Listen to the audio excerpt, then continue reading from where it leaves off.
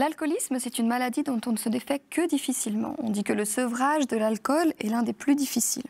On va essayer de comprendre pourquoi et qu'est-ce qui se passe pour nous ou pour nos enfants lorsqu'on bascule dans l'alcool. Vanessa Redzepi, c'est quoi l'addiction à l'alcool ? Alors l'addiction à l'alcool fait partie, comme les autres addictions, en fait, d'une maladie, une maladie chronique, et c'est important aussi de le souligner, qui a un impact, bien sûr, pour la personne, mais aussi pour tous ses proches, comprenant, proches larges, enfants. C'est aussi, l'alcool, on peut dire, une rencontre, comme certaines autres addictions aussi, entre le produit, la personne, avec toute son histoire de vie, toutes ses facettes, et un environnement. Et à un moment donné, la maladie peut s'installer dans le temps. Peut-être qu'on discutera aussi rapidement après aussi des différentes étapes de la maladie. Absolument. Comment est-ce qu'on fait pour savoir où on en est dans l'alcoolisme? Est-ce qu'il y a un baromètre où on peut dire, à partir de ce moment-là, je me rends compte que je suis alcoolique? Par rapport à l'alcoolisme, c'est vraiment ce moment où on perd sa liberté, la liberté de s'abstenir, la place que prend l'alcool dans sa vie et toutes les conséquences qui peuvent arriver, physiques, familiales, relationnelles, et qui vont amener justement la personne et son entourage à souffrir. Donc le moment où ça devient souffrance, c'est une phase de la maladie très importante. Après, pour savoir, effectivement, bien sûr, on peut le faire via les personnes spécialisées, mais on peut aussi être attentif à ce qui se passe autour de nous. Donc à ce que les autres nous disent, à les changements qui s'opèrent, et petit à petit, peut-être réussir à repérer. On a beaucoup d'appels, nous, de personnes à la Croix-Bleue qui nous disent ça. J'appelle parce que je me pose des questions. J'ai l'impression que je suis en train de glisser. Qu'on soit le parent, l'enfant, l'entourage a souvent peur d'en parler parce que si on est l'enfant, on a quand même cette loyauté envers le parent. Si on est le parent, on n'a pas envie de froisser nos enfants. L'entourage, vous disiez que c'était très important. Oui, c'est très important parce que tout le monde est impacté et de nouveau, la maladie prend beaucoup de place et va modifier les comportements. On sait que, par exemple, pour, bien sûr, le conjoint, mais si on parle là pour les enfants, en l'occurrence, ils vont vivre la maladie comme le parent, c'est-à-dire avoir les hauts, les bas, effectivement, aimer leurs parents, vouloir qu'ils aillent mieux, donc voir les phases où ça va mieux et les phases où ça va moins bien.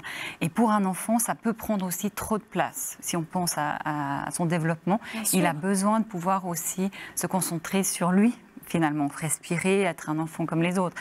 Et là, très vite, il va s'apercevoir que le parent a besoin qu'il soit calme des moments, qu'il ne fasse pas trop de bruit. Enfin, il y a tous ces risques-là qui peuvent arriver.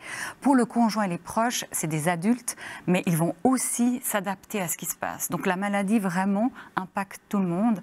Donc il faut pouvoir soutenir. Et le conseil qu'on peut donner aux proches, c'est vraiment d'appeler à l'aide, d'appeler un professionnel, même si exactement. On a beaucoup à la Croix-Bleue aussi des appels de proches qui disent j'ai besoin de parler à quelqu'un, je ne sais plus comment l'aider, je ne sais plus comment faire. Déjà juste d'accueillir, de pouvoir poser ça, de se sentir moins seul, pouvoir se dire, il y a beaucoup de honte, de se dire mon Dieu j'ai un conjoint qui a un problème d'alcool, moi-même je me pose peut-être des questions, etc. Donc de pouvoir vraiment le faire de manière sécurisée et non jugeante et de pouvoir réfléchir ensemble, ok, c'est une maladie, comment on fait, qu'est-ce qui existe? Et on s'aperçoit que parfois, ça permet à la personne concernée de oser venir. Alors, une question qui revient très souvent de la part des proches, Vanessa, c'est comment on fait pour créer cette volonté de la personne qui boit à chercher de l'aide, à sortir de cette situation?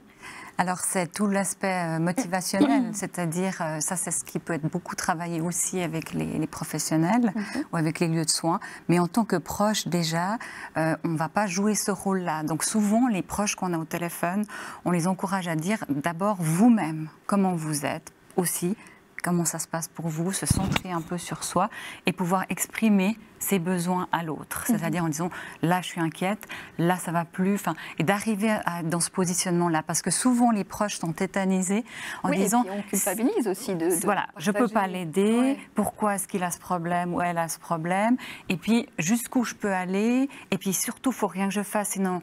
il va consommer plus. Donc, il y a vraiment ce moment où on est figé, en fait.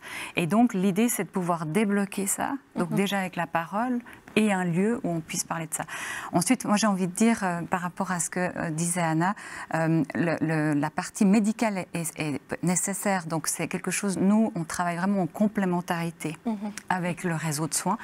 Simplement, on s'est aperçu qu'il y avait parfois besoin d'un accès facilité, et puis de par notre histoire, au niveau de l'association, ça a toujours été un lieu disponible et d'accueil, donc avec les équipes, avec nos lieux, les personnes peuvent plus facilement pousser la porte sans rendez-vous, venir, poser les choses. Donc c'est complémentaire, vraiment, parce qu'il faut, c'est comme on parle d'une maladie, il y a toute une partie de soins. Mais c'est vrai que souvent, il y a un mélange. Il faut vraiment un peu de tout et trouver ce qui fonctionne pour chacun, chaque personne qui vient est différente. Qu'est-ce qu'on fait pour s'en sortir? Est-ce qu'on peut guérir de l'alcoolisme? Alors en fait, on choisit la vie. Souvent, dans les bénéficiaires qu'on accompagne, ils nous disent j'ai senti le moment, le déclic où j'ai dit non, là, c'est entre la mort et la vie, je choisis la vie. Donc il y a un moment, ça c'est vraiment quand la maladie est très aiguë, où ils choisissent d'abord la première étape, c'est vraiment on stoppe l'entrée de l'alcool, c'est-à-dire on ne laisse plus prendre le contrôle sur nous. Une fois que c'est fait, il y a plein d'autres étapes, effectivement, mais c'est possible. Après, avec quoi on remplit d'autres? Comment on se reconstruit?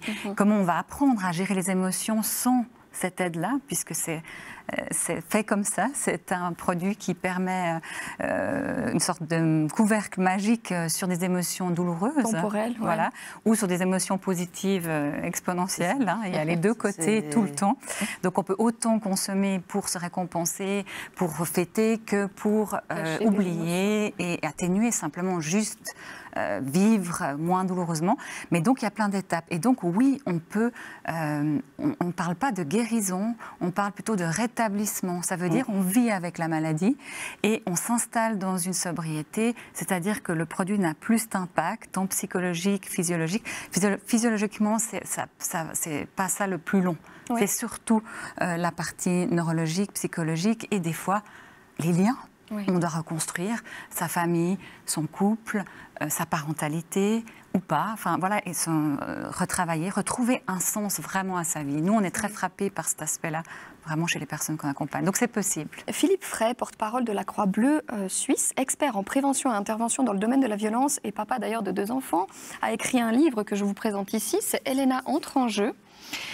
Oui, il est question de cette petite fille Elena qui va rencontrer une autre petite fille qui s'appelle Jessica, exactement. Et puis Elena va être chamboulée par l'histoire de Jessica. Dans cette histoire, il est question d'injustice, il est question de harcèlement, il est question d'alcoolisme des parents. Et puis surtout, quelles sont les actions qu'on peut entreprendre même lorsqu'on est jeune. Donc ce livre est conseillé à partir de 6-7 ans, c'est ça? Ce qui est super intéressant, c'est qu'à la fin du livre, je vous le montre. À la fin du livre, on a plusieurs adresses. Je vais y arriver. Donc il y a plusieurs adresses, plusieurs numéros de téléphone à qui s'adresser. On a des adresses en France, en Belgique, en Suisse. Donc je vous le recommande vraiment. Moi, je l'ai lu avec mon fils de 6 ans et il a été très touché par cette histoire.